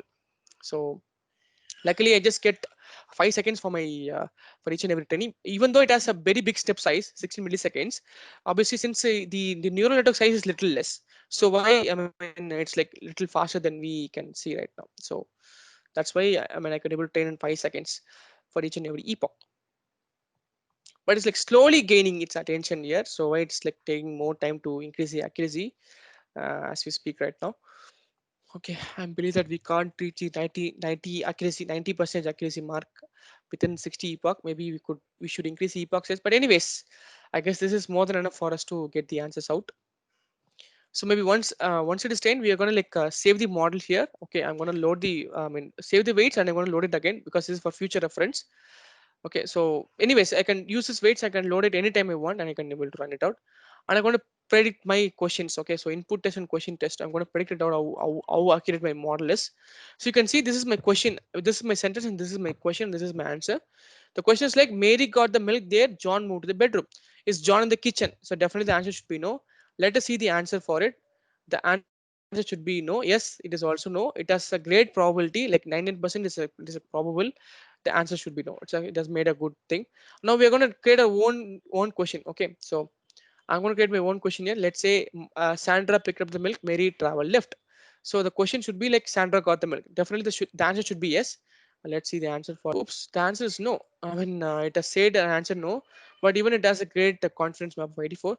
Maybe if I can able to train it, I mean, for more and more epoch, definitely I can able to, because I saw the answer for after 200 epochs, I got a good output for each and every question which is asked. So since the epochs is little less than we think of, this is like giving us a bad output. But anyways, this is how we can able to create an yes or no chatbot using some question and sentence sequence. So I mean, I'm not going to like explain this, I mean, into detail right now because we have lesser time. So this is all about, I mean, training your, I mean, neural network to create your own character. You can see after epoch by epoch, I'm just printing on the output here. So here you can see the first epoch. This is this generated sentence. It's like pretty bad here. So now we are in this sixth epoch, right? Fifth epoch. You could see only a few words. Let's say her, how, only few words are being formed correctly, but not all the words are formulated correctly because it will take more time to train. Slowly it will reach a good point where it can able to formulate a good story, but now it is like everything is like gibberish. So it will take a long time to, I mean, train to a perfect model so that it can able to create a good story for us. Let me like show it to you in a simpler note. Okay, I mean, let me show it to you in the presentation standpoint. Here you can see, I mean, this is how we are doing actually. So I have like four characters. Okay, the recurrent neural network will learn these four characters and it will try to predict the actual fifth character. Okay, so I'm going to have a testing, I mean, training data for this. So all the data will be like loaded there. Using the data, it is going to predict out the fifth character for the same. So that's what we are actually doing it here. Actually, this particular program actually made by me like a little longer, little older program actually it is. So why I didn't use this TensorFlow, I mean, based vectorization. So I used my own method to vectorize the data. So I've used a Sherlock Holmes book. Okay, so it's in the text file, form of a text file. I've just read that. Here you can see I'm just converting the unique characters into numbers. Okay, so that's what I'm doing here. So I also did the vice versa for it. Okay, so character to numbers and number to character also, to make sure it might be useful for some point. Okay, so this is where I vectorize in numbers, the word into characters, word into numbers. But also one thing which you want to note on is like it's for characters. It's not for it's not for words. It is for characters because we are going to like train character by character, not word by word. Okay, so the input training sequence is going to be 40. So the 41st data is going to be the predicted character. So that's what I'm doing. So I'm going to like upon the training sequence and training next sequence data, and with the entire sequences, and everything is pretty same here. So this is the generate new text function where this will be executed after each and every epoch is done. Okay, so here you can see I'm going to iterate for 1,000 times. So this is going to be seed value. Using the seed value, I'm going to predict the 41st character. So the 41st character will be predicted, and that character will be loaded in the seed value itself. Okay, so it's not like, I mean, it's not going to load in the seed value. So I'm going to load in a separate way so that this character will be loaded again and again, up and again and again, to form the 1,000 character content. Okay, so here you can see I'm going to like predict here. I'm going to predict the value here. Okay, based on 40 characters, I'm going to get the 41st character. Yeah, I'm just going to do this thing because I just want to make sure that it doesn't go more than one, because if we have a probability more than, then we might be getting a lot of problems. So I'm going to multiply with 0.99 so that the value will stay inside the one. Okay, so and finally, I'm going to choose the maximum probability weight, okay, using multimodal operation, so that because we might have multiple probabilities of characters, right? So I'm going to look for the biggest probability of character. Using that, I'm going to go for the use that as a next character. So I'm going to store that next character into the next text. Okay, next text is empty here. This is where I'm just generating the text. Okay. So and finally, as epoch, as after 1,000 iteration, this new character will be generated for 1,000 times. So the entire text will be like appended here. Okay, so that's what is happening here, and you can see I've used two LSTM blocks here, 128 block memory blocks and 128 other memory blocks in the next layer, and dropout is going to be 50%. Activation is going to be softmax, and everything is the same. And here I've actually added one important thing here, it's like nothing but lambda callback. So lambda callback is like little useful because we can able to call a function after one epoch is finished. Okay, because let's say if I train for 60 epoch, I cannot see the output at all, right? But you can see for each and every epoch end of each and every epoch, I could able to generate the text for the same, right? So that's the thing, which we want to keep in mind. Okay, so for each and every epoch end, I can able to generate the text. So you can see for the seventh epoch, the generated text is something like this, which is also pretty gibberish, but I could see some words are somehow getting formulated, like 5-letter word is also like formulated, 4-letter word, 3-letter word, offerer. It's also somehow, like somehow, like learning the data again and again and again to formulate the right story for us. Okay, so this is all about text generation. So it's like many to many, I can say that, because I have 40 words to consider. Using that 40 word, I'm just generating multiple words here. Okay, but anyways, it's like also technically called as many to one, because I'm just spreading just one word, one character out of 40 characters. So it's also made it to one output. So it is also similar to the text translation also. It's like somehow similar to the text translation, but here we are dealing just one character, where we'll be dealing with multiple characters. That's the only difference which you can see. But let it run. We'll go for the next program, the final program. I just rushed up a little, I know that. Since the time frame is little, less to, like, to showcase all the things which I've done. Sorry for that, but obviously you might have the recorded session with you. You can use that to learn it again. So anyways, since the time is of the essence, I'm going to show you, what I've done here. So I've just taken a molecular data, okay, a DNA data, which is actually pretty, oops, okay, just like download. Okay, let me show the data. The data contains the DNA sequence, for like 100, close to 100 patients. Okay, so this DNA sequence is all about the promoter. There is a content known as promoter gene sequence. I'm not an expert in this kind of concepts, but the thing which I've learned is like this promoter sequence is like the sequence, or like the con structure like this. Like let's say the coronavirus is like this, and we have this like horn structure, right, from the coronavirus, right? So something like this. Inside a gene, okay, we have this locking mechanism, something like this. Okay, correct me if I'm wrong. Okay, so we have a locking mechanism in our DNA sequence.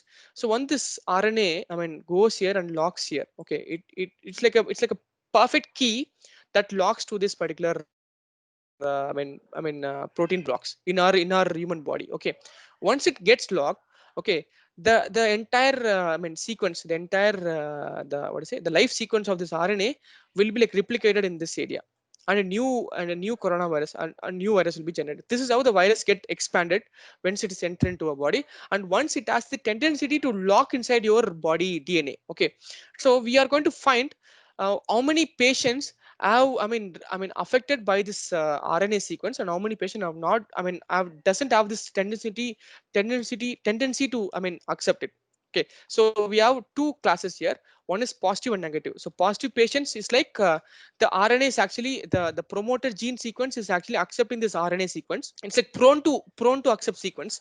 And the negative conditions is like this promoter gene sequence is like much more good, because it has much different antibodies that can able to somehow not accept multiple RNA to transfer its own life material to the block. So something like that. I guess it just gave you an idea like what it is all about. So in my note, I'm just going to classify two classes. Okay, one class is going to have a DNA sequence, another class is also having some DNA sequence. So but before okay, let me show it to you. Okay, it might be useful. Let me run it and show it to you right away. I'm going to import some few things here before we go to the actual classification part. Okay, I just want to like clean out some things, so that to make sure that we have this perfect structure to train our blocks. Okay, I'll show you the data columns here. So three columns are there. One is class, ID, and sequence are there. Let me print it out. So this is how the data's look like. Okay, I have a sequence, I have ID, and I have class. I don't want to ID, I just want the sequence, I just want the class alone. Okay, so this is how the sequences look like. Okay, so generally we will be having this four words, like four characters, GTAC, I believe. So this GTAC will be like repeated again and again and again to form a DNA sequence. So this sequence is not the entire DNA sequence. This is the sequence of this promoter gene. Okay, so that sequence alone is taken down here. So I'm just going to see the shape of it. So I have 106 data with me. Okay, so 106 data is there. So everything is an object, so there's no problem. So now I'm going to like locate the classes alone. Okay, so this is the class. This is the output, right? So since it's in the first place, I'm going to take it as my output. Okay, so classes I've taken directly now, and same as I'm going to take for the sequence. Okay, this is the entire sequence for each and every individuals. But you can see it here, I have a slash t, right? two slash t's here and there, right? So I just want to remove this because that might, influence my data. So I just going to remove that here. Okay, so entirely it is removed, and I'm going to combine into a dictionary now. So that is how it is here. So the entire dictionary is present here. So and finally, I'm going to I'm just going to check it. I'm going to transfer and I'm going to check it whether it is actually in the right place. But you can see both other things are the same, because sometimes transposing might help us to arrange the data in a much better way. So but there is no difference at all. So we can directly go it here. I'm going to look for columns again. Okay, so I have 58 columns here. Is that 58? Yes, 58 columns with step size of 1. So when I go for step size of 1, I have 58 columns. And I'm going to rename the 57th column. Okay, because it's our 50. Okay, I'm going to rename this 57th column to be class, the name to be class. Okay, uh, and then let me show the head again. So the 0th column till 57th column is going to be class. So let me show it you again. So this is the sequence, and this final value is the class output. Okay, so now I'm going to go for one hard encoding, because you know about one hard encoding, right? So I've done the one card encoding. I'm also made the numbers into, let's say something like a numerical standpoint. Okay, that is done. And I'm going to change this class plus and minus to 1 and 0. Okay, rather having this plus and minus, that might negatively influence my learning. So I'm decided to go for class plus and class minus. Okay, so actually it will be available here somewhere. It's not shown here, but anyways, plus and minus will be there. Okay, so that 1 and 0 can be utilized right from there. Okay, so now in this case, I'm not going to use any RNN. Okay, so I'm not going to use any RNN because I found a normal handcrafted feature extracted based classification is working much better than the normal neural network. So because why I decided to go for this way is like the dataset size is very less. Okay, since the dataset size is very less, if I go for a neural network, then definitely I might end up with a lesser accuracy. So I just want to have a very big data set, at least a decent of 10,000 or 20,000 data set to form a model to learn something out of this. So why I decided to go for a normal classic approach, where you can see I've imported multiple types of classification: k nearest neighbor, decision tree, SVM, naive Bayes, your Gaussian naive Bayes, different Gaussian naive Bayes, different kernels, and then multi-layer perceptron classifier, yes, random forest, add a boost. These many classifiers I'm going to import. Okay, I'm going to import everything all together now. So I'm going to I'm going to okay, obviously I'm going to split the data into testing and training, even though I have only 100 data with me.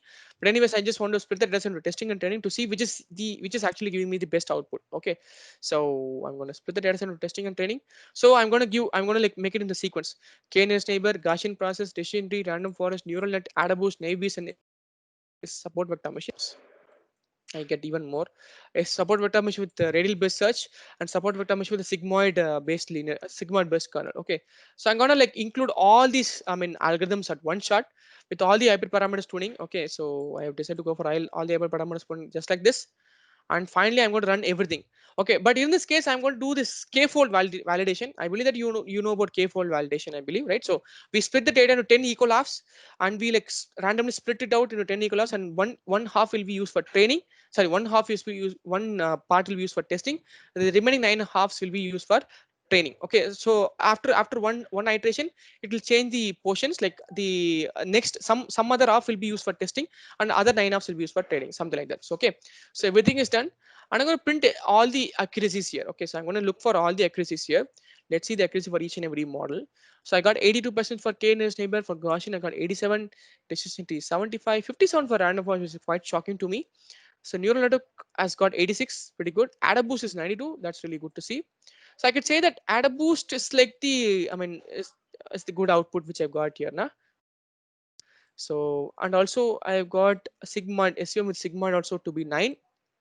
Got a close competition. So now I'm going to evaluate everything with the help of precision and recall. Let's see the evaluation for this as so. I could see, because this is where we can able to find the actual output rather getting the accuracy chart. It's always better to go for precision recall F1 score accuracy, so that it will be very useful. So KNS table 77%, which is bad. Gaussian 88, decision tree 73, random forest 55, neural network 92, AdaBoost 85, quite shocking. And then Gaussian naive is 92. Support vector machine with linear kernel is getting 96 percentage. RBF is 92, sigma is 92. So I can say that support vector machine with linear kernel has the better accuracy. So I got 96% accuracy for this classification of DNA sequences. I mean, I forgot the name of the DNA sequence. Promoter gene sequence. Yes, promoter gene sequence classification. I could able to say that.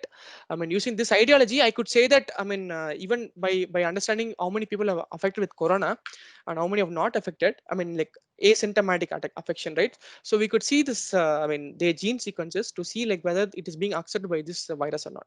So in this way, you can able to classify things. So I mean, one thing which you want to keep in mind is like, even though you are not an expert, even though I'm not an expert in this data, I mean, in this kind of data, I just want to make a way to convert this data into numbers, and that too it should be like unique. Okay, so all the numbers should be somehow normalized altogether, and it should be uniquely for different classes. Once I can able to get those numbers in hand, I can go for any kind of classification technique to get some output just like that. So that's the I mean end statement which I want to give to you. So it's all about the numbers which you get. Once the feature extraction is done perfectly, then everything can be made out much easily. Okay, so that's the thing which you want to keep in mind. So I guess, okay, let us go for this area. Okay, 14th epoch is there. Okay, still now it is not giving us a good output, but few words are like formed very goodly right now, very better right now, but better than the previous iterations. So it takes more time to train. Even I can surprisingly I can even go for 500 epochs to train a better output, because it gets better and better at multiple epochs. But anyways, this is pretty much from my end. Any other doubts or clarification which has to be made? I know it just went a little faster. Sorry for that, but I believe that I've covered the intended things. Participants can unmute yourself and ask down.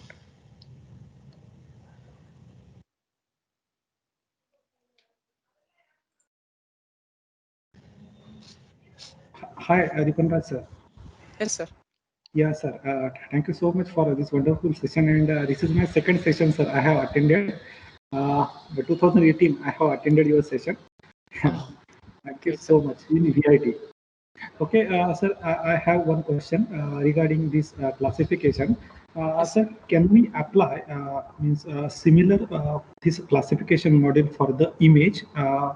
Actually, we have prepared the own data sets uh, for the leap.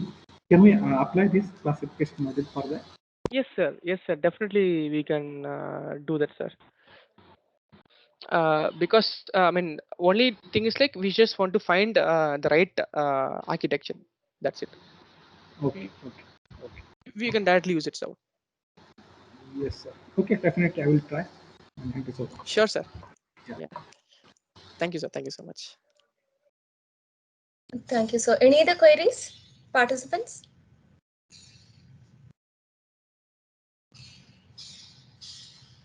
Okay. Uh, Now I request our organizer, Dr. Deepa Jose, ma'am, to give a word of thanks. Deepa, ma'am.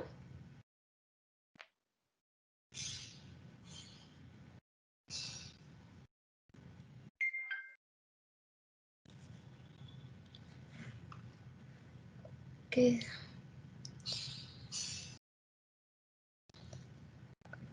Sir, thank you so much for your time and efforts. Uh, Sir, can you hear me? Yes, sir. Yeah, yes, ma'am. Yes, ma'am. Yeah, thank you so much, sir. It was being a lengthy session, and you were very patient to explain everything clearly, and you were addressing the queries also. Thank you so much, sir. I once again call Deepa, ma'am. I think some network issue. Okay. No, no problem. Okay, sir. Thank you so much, sir. And I thank the participants too. We'll meet again at 2 p.m.